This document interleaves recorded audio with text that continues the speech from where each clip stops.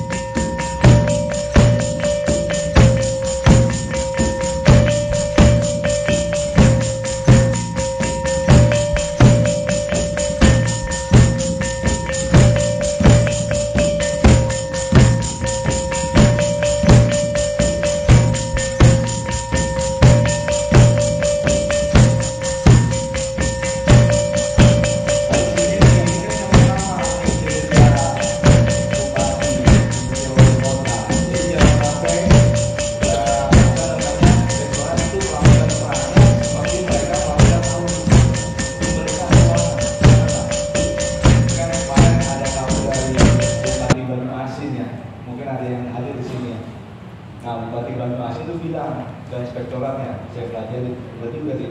Harusnya inspektorat itu menjalankan fungsi katalisator, mempercepat bagaimana kualitas data dukung, apakah sudah sesuai atau belum, dan bagaimana meningkatkan kinerjanya, artinya bisa menganalisa, bisa mengevaluasi. Nah, ada hal yang baru Bapak Ibu sekalian dalam penyampaian LPPD ini di tahun 2024 terhadap LPPD di tahun 2023. Yang pertama, ketika tim penyusun LPPD dibuka, sistem informasi laporan kunjungan pemerintah daerah itu kan ada elemen data ya yang dimasukin.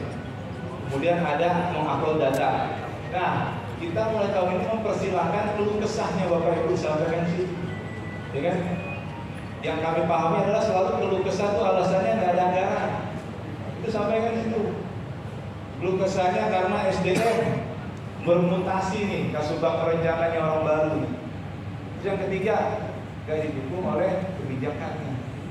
Nah, sehingga pada saat di tahun 2024 ini kita mencoba supaya nanti di inspektorat juga membuka mau tahu perencanaan bagaimana hasil reviewnya, bagaimana catatan hasil review yang disampaikan oleh inspektorat sebelum ditandatangan oleh bupati wali kota. Oh, rupanya terkait indikator kaitan misalnya ada relokasi rumah warga terdapat program pemerintah daerah. Oh, belum ada, padahal pada tahun 2023 itu ada pembangunan fasilitas kesehatan terdapat rumah warga. Itu juga ada terus informasi. Kemudian jalan misalnya, kondisi jalan dalam kondisi baik dan sedang. Artinya kondisi jalan yang menjadi kewenangan kabupaten kota itu sejauh mana? Ternyata capaiannya tidak masuk standar pelayanan minimal, masih jauh misalnya kondisi baik dan sedang. Misalnya tidak mencapai 70%, hanya 50%. Nah, tentunya bagian dari catatan hasil review oleh teman-teman inspektorat untuk merekomendasikan perbaikan tahun depan dalam dokumen perencanaan. Jadi Bapak Ibu sekalian, itu pengantar dari saya. Jadi ketika 2 tahun ini kita sudah mendapatkan hasil evaluasi penyelenggaraan pemerintah daerah. Yang pertama terhadap LPPD 2021, agak terlambat mungkin ya, hasilnya baru keluar itu di tanggal 24 Maret 2023 dan disampaikan secara resmi di Hari Otonomi Daerah tanggal 29 April 2024. Nah, kemudian barusan kemarin juga kita menyampaikan hasil evaluasi penyelenggaraan pemerintah daerah tahun 2023 terhadap LPPD 2022. Ini agak lebih cepat ini. Karena apa Bapak Ibu sekalian? LPPD dijadikan dasar oleh teman-teman daerah sebagai indikator TKD, tunjangan kinerja atau PPP ya sebenarnya. Jadi bisa saya sampaikan di sini, nilai LPPD terhadap LPPD itu bobotnya 40%, ya kan? Kemudian sakit, ya kan, laporan kinerja internal pemerintah bobotnya 2,5%, dan laporan opini keuangan BPK itu hanya 2%. Jadi bagaimana Bapak Ibu sekalian mau menaikkan tunjangannya, harus nilai evaluasinya itu paling tidak kategori ini. Nah, ini memang menjadi PR semua.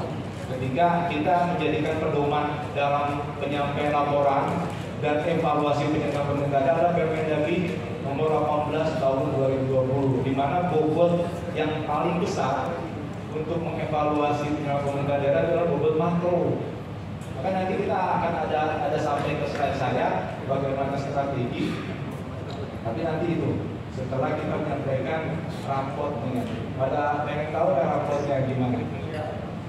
Jadi kan baru hasil nilai dan status nanti saya sampaikan akan nah ini terkait dengan kita mencoba kembali lagi bagaimana timeline penyusunan LPPD. Kenapa sih Bapak Ibu sekalian selalu senang menumpuk kerjaan itu di awal tahun? Ya kan? Padahal itu kerjaan tahun lalu. Pada saat di awal tahun nyusun LPPD, nyusun LKPJ. Mungkin kalau SPM sudah mulai berjalan tahun lalu bagaimana penyampaian secara predikat per triwulan. Nah, maunya kita LPPD itu seperti itu. LPPD sebagai kinerja selama setahun dimulai per triwulan. Triwulan pertama katakanlah setelah hasil setelah LPPD disampaikan, artinya 3 bulan setelah tahun anggaran berakhir, mulai dibentuk tim penyusunnya untuk LPPD tahun 2024 yang akan menyampaikan LPPD 2024. Nah dari situlah mulai dilakukan monitoring terus terhadap data. Data ini penting Bapak Ibu sekalian, karena menurut saya data itu bisa dua sifatnya. Pertama adalah kinerja yang tergambar dalam program kerja perangkat daerah. Itu sejauh mana sesuai dengan indikator kinerja uji outcome yang ada dalam LPPD. Itu harus disesuaikan sehingga antara realisasi dengan targetnya itu bisa disesuaikan, ya kan? Kemudian juga ada indikator kinerja yang bisa berdasarkan data rutin yang Bapak Ibu kerjakan di perangkat daerah, sehingga dimonitor terus nih tahapan dari bulan pertama setelah April sampai Juni, terus Juli sampai Agustus, sampai bulan terakhir periode Oktober sampai Desember. Maunya sih seperti itu, sehingga jadi pada saat di awal tahun depan Januari itu tinggal nyampein aja, tinggal enak. Inspektorat, tim penyusun tidak lagi menumpuk kerjaan di awal tahun 2025 Januari. Kalau sekarang kan kayaknya dikejar waktu nih, tinggal berapa hari lagi ya? Tinggal 31 Maret, tanggal 10 sudah Ramadan. Sehingga kita harus mempercepat untuk jadi kalau mempercepat sih bagus, tapi hasilnya kan terburu-buru, banyak kekurangan. Nanti akan saya sampaikan kebijakan terbaru kita. Hasil terburu-buru itu bisa jadi nilai 0, ya kan? Karena bagaimanapun yang dievaluasi, yang dinilai adalah indikator kinerja kunci, baik itu makro maupun outcome, yang menggambarkan keberhasilan ataupun kekurangan atau kegagalan penyelenggaraan pemerintahan daerah. Nah itu semua harus memiliki data yang jelas. Nah ini timeline Bapak Ibu sekalian. Kemudian lanjut next. Nah ini yang saya sampaikan tadi, di tahun ini, jadi kalau tim APIM itu atau inspektorat tahun ini nggak ada lagi pindah TDI Pak. Jadi di dalam sistem SLBPD itu TDI Bu. TDI buangnya. Kalau TDI itu kita dari pusat selaku tim nasional BPD kita memberikan nilai. Memang ada dua cuman kan. Terlalu banyak akhirnya ketika TDI itu disampaikan seluruh Indonesia, ada hampir ribuan. Habis waktu. Kita mau mempercepat hasil evaluasi ini keluar dalam waktu secepat-cepatnya. Yang oke tidak oke itu psikologi TDI. Mulai masuk tim provinsi ini akan melakukan evaluasi terhadap LPPD di kabupaten kota. Itu selesai sampai bulan Juni. Juni baru timnas bekerja memvalidasi hasil di daerah provinsi. Itu selesai bisa di Juli. Sehingga hasil dalam bentuk keputusan menteri tadi terkait skor kinerja bisa disampaikan pada saat Agustus, pada saat pidato kenegaraan presiden. Nah ini syarat ini yang harus Bapak Ibu yang Bapak harus penuhi, baik itu tim penyusun, LPPD, dan teman-teman inspektorat untuk melakukan verifikasi. Pertama, syarat administrasi. Jadi simpelnya administrasi itu harus ada surat, harus ada. Seluruh surat pengantar sama lampiran data pendukung harus ada surat.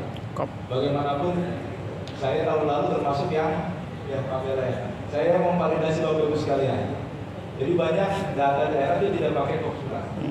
Ini wajib, tolong karena itu wajib tahun ini jangan sampai harapan dari Pak Asisten supaya meningkat semua kabupaten kota di Sumatera Selatan supaya sedang semua malah nanti tambah buruk gitu loh. Ya, ini kita harapin harus ada surat. Tanda tangan harus kepala dinas, tidak boleh kepala bagian. Terus ada pertanyaan nih, misalnya, oh ini urusan bencana, tapi ada di perumahan terkait relokasi korban yang rumahnya terdampak bencana, nggak ada yang mau tanda tangan gitu. Akhirnya datanya tidak memenuhi syarat administrasi. Ini harus ada reseknya atau minimal asisten. Ini Pak Asisten kendala data dukung syarat administrasi. Nah kemudian setiap data yang disampaikan, baik itu elemen data antara pembilang dan penyebut, baik antara yang dilayani dengan yang total yang harus dilayani, harus ada datanya. Nah ketika kita dari tim inspektorat maupun tim provinsi maupun timnas kemudian akan melihat kesesuaian, sesuai nggak antara elemen data tadi pembilang penyebut dengan data dukung. Jangan misalnya data di anak usia PAUD yang dimasukin data anak SD. Ini pasti nilai administrasi secara administrasi tidak memenuhi syarat. Ini menjadi pegangan teman-teman inspektorat sebelum memberikan verifikasi ya, status verifikasi, menganalisa dan melakukan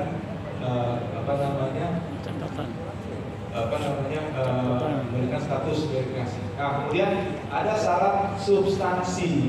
Nah, ini yang penting Bapak Ibu sekalian, ketika data yang disampaikan harus sesuai dengan definisi operasional yang ada di dalam pedoman penyusunan BPD. Jadi indikator ini Bapak Ibu sekalian bukan dari kami di Kementerian Dalam Negeri, ini dari Kementerian Teknis. Kementerian Teknis yang menyampaikan ini. Jadi seharusnya sudah tergambar juga di seluruh perangkat daerah, sehingga kalau sudah dipahami terkait indikator akan mudah mendapatkan datanya. Harus ada kesesuaian antara data dan data dukung, dan kemudian rincian data dukung selalu dari teman-teman inspektorat harus menggali ini Pak. Jangan hanya elemen data total tok aja, tapi tidak ada rincian. Misalnya data ibu hamil, ternyata langsung total ibu hamil, itu tak kita terima karena tidak memenuhi syarat substansi. Harus dirinci per puskesmas yang ada di seluruh kabupaten kota, yang ada di kecamatan. Seperti itu harus memiliki rincian. Yang kedua benar harus menggunakan perhitungan yang jelas. Ini hitungannya kan dari kementerian. Di seluruh perhitungan ini harus ada. Misalnya gini, misalnya berbicara mengenai tingkat pendidikan kesetaraan kan ada paket formal A, B, C, ya kan? Nah itu kan dipilah-pilah. Pada saat perhitungan itu harus menggunakan juga rekap perhitungan atau menghitung terkait dengan angka kelahiran total sesuai dengan peraturan di BKKBN. Itu harus ada perhitungan yang jelas. Data tanpa perhitungan yang jelas, tanpa sumber yang bisa dipertanggungjawabkan tidak bisa kita terima. Itu syarat administrasi yang Bapak Ibu harus, syarat substansi yang Bapak Ibu harus penuhi. Dan kemudian ada perlakuan indikator kinerja kunci yang masuk kategori ekstrim. Nah ini Bapak Ibu dari teman-teman tim penyusun harus perhatikan, menghindari capaian kinerja ekstrim melampaui angka batas maksimal 100%. Ini harus dihindari ketika capaiannya lebih dari 100%. Nanti Pak Bela akan menjelaskan mana-mana indikator kinerja kunci yang memang boleh di atas 100%, mana yang tidak. Kemudian syarat untuk yang ketiga adalah indikator kinerja kunci yang berkarakteristik khusus. Jadi misalnya di tahun 2023 tidak terjadi bencana di pemerintahan di daerah kita, buat surat keterangan berarti tidak ada bencana, itu masuk karakter khusus. Dan dihitungannya adalah 0/1 ya Bapak Ibu penyusun. Jadi tidak ada lagi kejadian 2 tahun lalu ketika surat keterangan karena faktor insidental diinputnya 1/1, kemudian teman-teman inspektorat memberikan status TDI, tidak ada lagi. Jadi ketika surat keterangan seluruhnya, baik itu yang bersifat karena tidak ada anggaran ataupun tidak ada bencana, tidak memiliki kewenangan, ataupun secara faktor geografis kita tidak memiliki pantai misalnya, itu diinputnya oleh tim penyusun adalah 0/1 dan status dari teman-teman inspektorat adalah oke. Nah ini yang berubah pada saat kita melakukan verifikasi yang review dari teman-teman di inspektorat sebelum nanti sampai ke provinsi dan di Dinas BPD. Lanjut. Nah ini Bapak Ibu, kalau mau tahu perhitungan harus tahu nih perhitungan bagaimana laporan Permendagri 18/2020 menjadi nilai tadi kan. Ada satu daerah tinggi, sekian daerah sedang, ada juga yang rendah dan sangat rendah. Jadi ini harus dicatat supaya kita bisa menghitung kinerja kepala daerah kita seperti apa. Jadi secara sederhana adalah 75% kinerja kepala daerah itu berasal dari perangkat daerah, ya kan? Bersama dengan data makro itu dicampur 5%. Sisanya adalah 25% adalah data pertumbuhan kinerja makro 2 tahun. Nah, ketika ada 25%, Bapak Ibu harus memperhatikan nanti mana indikator kinerja kunci yang karakteristiknya negatif. Nah, ketika angka kemiskinan, angka pengangguran, dan Gini rasio atau ketimpangan pendapatan itu turun trennya, dan itu bagus nilainya. Itu nilainya akan menjadi bagus dan berdampak pada nilai yang besar, nilai kinerja kepala daerah. Cuman memang ini datanya given, data dari BPS. BPS rilis sekarang dari Bapak Ibu akhir bulan Februari sampai Maret. Nah, mungkin berjenjang dari BPS pusat, kemudian BPS provinsi, baru BPS kabupaten. Ini datanya nilainya besar, data BPS. Makanya saya selalu bilang kalau pada saat BPS menyampaikan melakukan survei sensus nasional, kan setiap dua kali dalam tahun, April dan September, yang dirilis kalau September adalah bulan Februari. Itu data dari daerah harus maksimal, ya kan? Bagaimana sejahteranya masyarakat, dan kita data dari seluruh perangkat daerah ketika disurvei. Dampaknya adalah nilai kinerja daerah. Nah, itu status kinerjanya. Jadi untuk mencapai sangat tinggi memang berbeda dengan hasil MPPD terakhir di 2019. Ketika itu daerah pada zona nyaman di angka 3, itu sampai 4 adalah sangat tinggi. Saat ini dengan adanya perubahan Permendagri menjadi Permendagri nomor 18/2020 untuk mencapai sangat tinggi tidak ada daerah berapa 4,21 sampai 5. Jadi apa Bapak Ibu sekalian? Janganlah mengejar angka, jangan. Tapi bagaimana kinerja kita untuk masyarakat kita itu bisa meningkat? Kan bagaimana hasil evaluasi itu pertama apa? Bisa diberikan penghargaan, ya kan? Dari presiden ataupun dari kementerian kalau memang urusan-urusan itu berprestasi kan, kepala daerahnya, bupati, wali kota. Kemudian yang kedua, sinkronisasi perencanaan pembangunan. Jadi memang LPPD ini kan lex spesialis 2 tahun ya Bapak Ibu sekalian. Ketika laporan tahun lalu, dievaluasi tahun ini, baru disusun anggaran tahun berikutnya. Jadi lex spesialis 2 tahun. Tapi paling tidak hasil evaluasi nanti yang memiliki skor setiap urusan itu bisa melakukan perbaikan pada rencana pembangunan. Nah, ini yang dilakukan pada saat kita melakukan pemungutan skor dan kinerja. Nah, kemudian juga dalam melakukan evaluasi kita ada metode-metodenya Bapak Ibu sekalian. Ketiga ada 3 metode yang kita gunakan. Pertama adalah metode proporsional aktual. Nah, metode ini dimungkinkan daerah menjadikan daerahnya itu nilai berapa adalah nilai maksimum dijadikan pembanding. Jadi Bapak Ibu, LPPD ini ketika dievaluasi nilai indikatornya diperbandingkan antar daerah.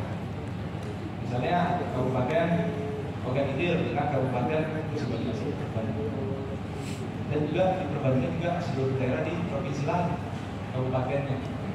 Sehingga ketika daerah lain mencapai nilai maksimal, nilai daerah kita berapa? Itu untuk proporsional aktual. Artinya di proporsional aktual ini memungkinkan angka lebih dari 100 nilai maksimum. Contohnya ada di cadangan pangan, mungkin aja cadangan pangan kita lebih dari 100%. Kemudian ada juga di wisatawan domestik atau wisatawan mancanegara selama 2 tahun mungkin aja dari 100%. Nah, ini yang dimaksud dengan metode proporsional aktual. Nilai maksimum dan minimumnya itu bisa laporan ke 100. Kemudian juga ada metode yang dinamakan metode distribusi frekuensi berdasarkan kementerian lembaga. Nah, ini nilai ini adalah interval nilai 20 Bapak Ibu sekalian. Ini dari kementerian lembaga yang menangani khusus urusan wajib pelayanan dasar. Urusan pendidikan, kesehatan, pekerjaan umum, penataan ruang, permukiman rakyat dan perumahan rakyat dan kawasan permukiman, transport lintas dan sosial.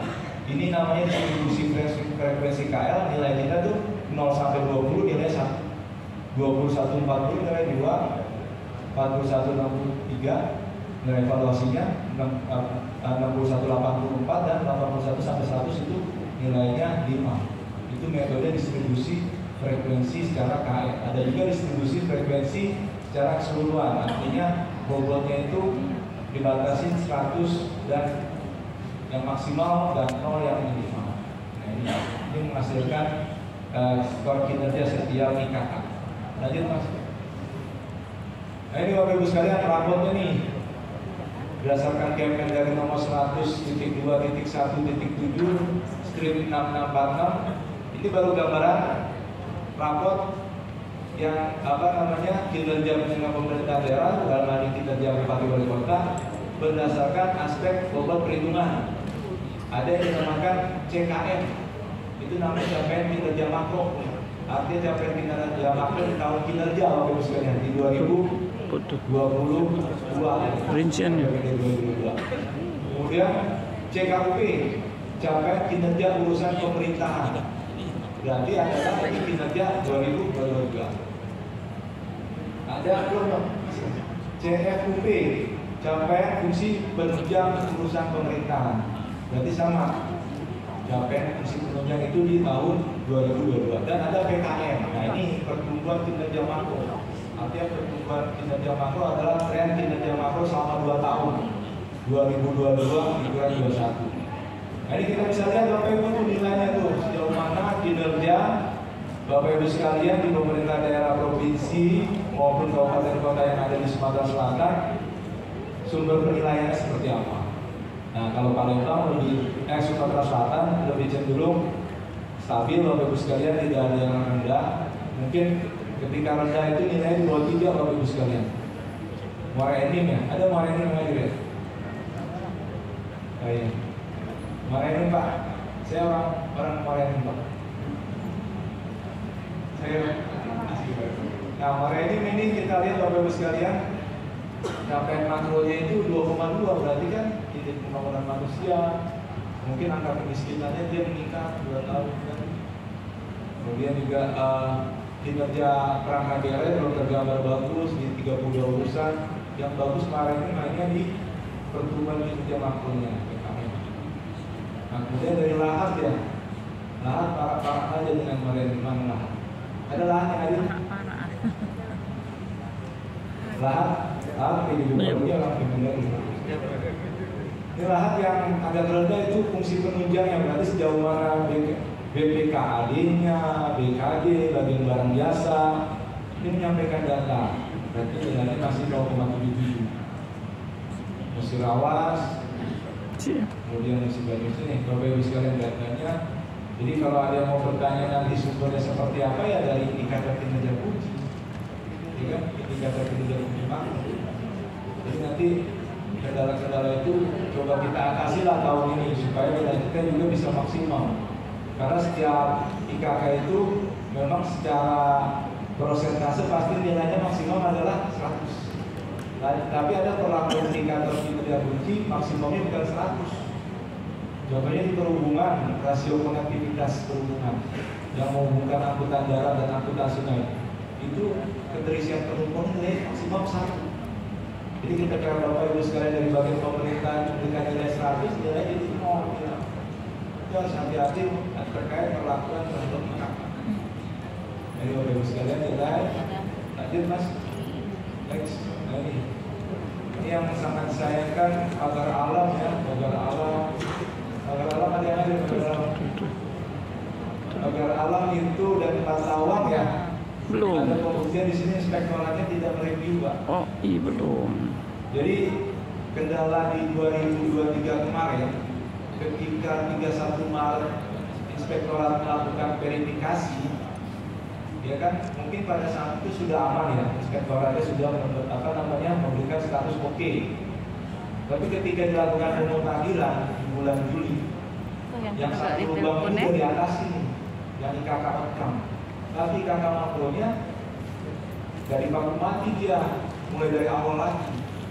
Nah, sehingga dua kasus ini bisa terlihat Patawang dan pagar alam. Inspektoratnya lupa. Ketika 31 Juli 2023 kemarin memberikan status verifikasi, sehingga mereka merugikan nilai kinerja Bupati Patawang dan Wali Kota Pagar Alam, nilainya 0. Ini makanya nyawa nilai PPD itu di atau tahun ini kebijakan di kita nilai nyawa. Kita masih berpatokan pada pasal 70 ayat 3 Undang-Undang Nomor 23 2014 bahwa penyampaian RPPD 3 bulan setelah tahun anggaran berakhir, yaitu 31 Maret. Terkait ada perbaikan, tapi data yang masih belum update adalah data audit di BPK. Nah itu belum bukti.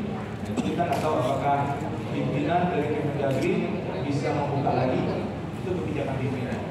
Artinya kita di sisa hari terakhir harus fokus, baik itu di komisi LPPD dan tim review LPPD. Next. Nah ini menurut saya nih, ini bahan ini baru saya sampaikan di sini. Kalau tadi seperti Bu Kabak bilang kan alasan-alasannya mutasi kasus perencana sehingga tidak ada data. Kalau ini fokus bagaimana strategi peningkatan capaian kinerja penyelenggaraan pemerintah daerah dalam penyampaian data dukung LPPD. Pertama, tim penyusun dan tim review LPPD harus paham definisi operasional setiap indikator sehingga mengetahui sumber informasi data. Jadi LPPD itu simpel aja Pak. Asal tahu datanya dari mana, sampaikan dulu. Misalnya nih, sudah jelas urusan pendidikan, datanya data politik, ya kan? Terus penyebutnya data pendudukan, berarti datanya dukcapil. Udah tinggal diminta saja itu. Itu dulu memahami bagaimana yang dimauin oleh indikator, ya kan? Kemudian ada juga indikator yang memang tidak menjadi milik dinas itu sendiri. Misalnya terkait realisasi pupuk terhadap kebutuhan kelompok tani. Itu kadang-kadang antara dinas perdagangan dan dinas pertanian ya, atau dinas ketahanan pangan itu bisa saling menyampaikan data itu. Nah, supaya paham Bapak Ibu sekalian, saya sering tanya-tanya ke provinsi. Ini yang sering kita lakukan Bapak Ibu sekalian, bias indikator kinerja fungsi supaya paham. Provinsi kan sering menemui ini data kinerja kabupaten kota gimana, atau dengan melakukan studi banding antar daerah bagaimana sih supaya menyampaikan data dukung yang baik sesuai dengan pedoman penyusunan RPPD. Ini kayak kami aja sekarang nih, kemarin yang membela ke Bekasi, saya ke Indramayu, adalah acara sampai Jumat, bisa pulang, saya hadir di sini. Nanti baru nyampe, baru mau menikmati kota Palembang, barusan diskusi lagi besok ke kota Depok, ke rumah saya. Jadi kita pulang. Itu makanya pentingnya BPD supaya minta tes pembinaan dari pusat atau dari provinsi. Dan kami pun untuk menjangkau 415 kabupaten, 93 kota itu tidak sanggup. Ada. Ada. Untuk tahun ini kita bantuan provinsi Bapak Ibu sekalian. Untuk paham dulu, belum kenilai ya. Kalau nilai mungkin kita yang tahu, provinsi nggak tahu. Nilai KK mana, ini yang maksimal berapa, minimum berapa, kita yang tahu, provinsi nggak tahu. Karena kan ini bersistem SDLPB. Kemudian yang kedua adalah mengurangi kesalahan input elemen data. Ini peran ambil. Jangan sampai datanya tidak ada koma, dikasih koma. Fatal itu capaiannya ya kan? Jangan sampai datanya itu 1 juta diisi 1,00,00. Aduh, fatal itu. Itu pengalaman saya simpel ya. Ini artinya siapa nanti yang ditugaskan ketika menginput data di SLPPD itu harus orang yang bisa bertanggung jawab. Berarti kan dikoordinir oleh kepala bagian pemerintahan dan perspektif sebelum diberikan status. Itu jangan sampai ada salah input, fatal nilainya. Kemudian yang ketiga, masukkan indikator kinerja ke dalam dokumen perencanaan. Nah ini berarti kan Bapeda. Jadi maksudnya itu kita ada Permendagri 90 tahun 2019. Di situ nomor 1 sedang indikator program, kegiatan dan kegiatan. Nah indikator yang mendukung nilai LPPD ini dimasukkan dalam dokumen perencanaan itu. Saya paham karena kalau saya cek terkait indikator yang ada di dalam dokumen perencanaan itu memang tidak sesuai dengan LPPD. Tapi sifatnya itu menjadi data pendukung dalam mendukung ikatan LPPD, ikatan outcome, ya kan? Jumlah anak yang diberikan bantuan dengan BOS misalnya, fasilitas tenaga pengajar yang bersertifikat. Pasti nanti tujuannya untuk meningkatkan partisipasi masyarakat di wilayahnya untuk bersekolah. Itu harusnya bisa dimasukkan ke dokumen perencanaan. Kemudian yang keempat mungkin memahami karakteristik indikator kinerja fungsi. Nah ini makanya butuh bias nih. Kan nggak mungkin bagian pemerintahan paham datanya itu semua yang ada di perangkat daerah. Ketika sudah menjadi kewajiban yang digugurkan, dia tidak paham apakah nilai yang diikut itu adalah nilai yang berkarakteristik positif atau negatif. Jadi kalau seluruh IKK di kabupaten kan ada 126, itu memang hampir semuanya adalah positif. Berarti dia angka 100 maksimal. Tapi ada beberapa IKK yang negatif. Contohnya di urusan perumahan rakyat dan kawasan permukiman. Di indikatornya berbicara adalah jumlah rumah tidak layak huni. Ini IKK-nya negatif untuk usia ini. Program pemerintah terkait mengurangi jumlah rumah tidak layak huni itu semakin bagus dibagi pada seluruh rumah. Jadi jangan disampaikan program pembangunan terhadap rumahnya, tapi sisa rumah tidak layak huni.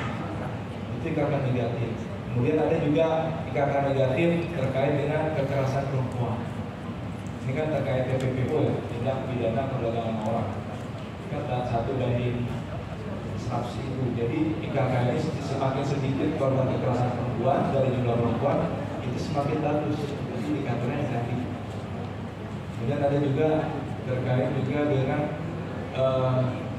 tingkat kemacetan ya, dinas perhubungan atau yang dinamakan IKK-nya volume per kapasitas. Nah ini angka yang diinput adalah harus ingat 0/1. Berarti kalau angka 1 dia jelek nilainya, macet daerah dia nggak mungkin. Dan kalau mengukur tingkat kemacetan itu ada kriteria A sampai D. Kalau D itu sedikit macet, jalan tol. Berarti daerah macet. Nah, ini harus memahami karakteristik indikator kinerja kunci secara komprehensif ya, jangan satu saku IKK atau satu urusan. Kemudian yang selanjutnya strateginya adalah memahami batas maksimal. Nah ini batas maksimal penginputan data kinerja. Nanti Pak Beres juga bisa tambahkan. Tidak semuanya akan maksimal 100 Bapak Ibu sekalian. Nanti kita akan masuk ke IKK yang saya sampaikan tadi. Data maksimal tidak selalu 100. Misalnya opini laporan keuangan yang disampaikan oleh BPK itu kan 10 tahun. Berarti angka maksimal itu 10, bukan 100. Terus manajemen aset terkait dengan pertanyaan sejauh mana pemerintah menangani aset, melakukan hubungan penganggaran, ada SOP-nya juga, ya kan? Dan menginventarisir aset. Tidak harus angka maksimal 4, yang ditanya 4 jangan input 100. Itu memahami batas maksimal. Kemudian strategi yang berikutnya, ini strategi dari saya kalau Pak Belo mungkin adalah seluruh data IKK wajib diberikan status verifikasi sektoral. Harus wajib juga sektoral. Karena dari hasil evaluasi tahun lalu masih ada satu daerah itu di Papua. Semakin bagus sih, 2 tahun lalu hasil evaluasinya 16 daerah tidak ada nilai. Tahun ini 1 daerah. Ya, tapi inspektor juga nggak bisa disalahin kalau tim menyusun LPPD-nya nggak nyampein data sama data dulu, bagaimana harus diverifikasi? Harus lakukan. Kemudian yang terakhir strategi. Nah ini saya sampaikan tadi penyusunan dilaksanakan mulai tahun berjalan. Jangan menunggu di tahun berikutnya yang pada saat menyampaikan LPPD tahun kinerja harus ini strategi dari saya. Mas.